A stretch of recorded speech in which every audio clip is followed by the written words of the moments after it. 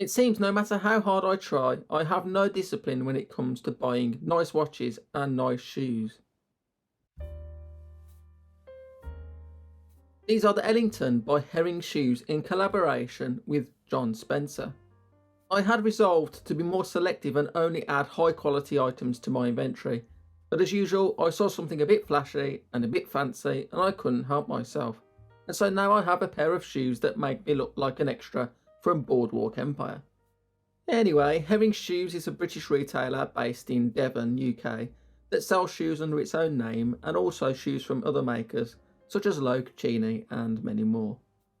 John Spencer was a British shoemaker based in Northampton, but I believe the original company went bust many years ago and a different company started making shoes under the brand name. Herring will often collaborate with factories around the world to produce shoes for its brand. The Spectator shoe was originally designed as a sports shoe, but it reached peak popularity as a gentleman's shoe during the Jazz Age in the 1920s and 30s. The style was more commonly known in the UK as the correspondent because of the shoe style's reputation for being worn by womanising men. In divorce proceedings, the correspondent is a person accused of misconduct with the petitioner's spouse, i.e. the person that had an affair with the married person. In the modern day though, they're more likely to be considered simply flashy or a style of dancing shoe rather than have any negative connotations. The Spectator is traditionally black or brown with light coloured canvas or leather inserts, but nowadays you can get pretty much any colour combination. You can see a great example of Spectator shoes in the intro to the aforementioned HBO show Boardwalk Empire, worn by Steve Buscemi's character. Right then, let's take a closer look.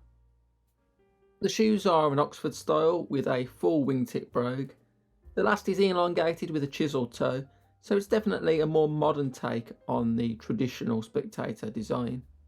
They are a Goodyear welded construction with open channel stitching and a leather sole with a rubber heel tip.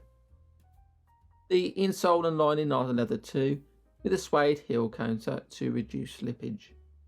They're a UK size 7, which is my usual size, and they fit pretty true to size. The upper is made from a black calfskin leather with grey patent leather inserts, and it feels okay. I bought these second hand and there were a few light creases on the upper, but otherwise very little signs of wear. It looks like they may have been once or twice and then put back away again, for years perhaps, owing to the lack of flexibility this type of shoe provides. It's a shame that the previous owner didn't wear them much, but their loss is my gain, I suppose. The quality is not bad for an entry-level shoe. They are unique and interesting and totally different from anything else I own. The last is a bit more elongated than I would normally like, leading to more creasing, but it's a minor issue. I paid £78.50 including shipping, which isn't the best deal in the world, but I think they were worth the money. You don't really want to pay hundreds for a shoe that isn't the most versatile and won't get regular wear. That's why eBay can be a little bit of a goldmine, because most dress shoes just don't hold their value at all. You can pick up lightly used shoes for a fraction of the retail price and try out all sorts of interesting and quirky designs.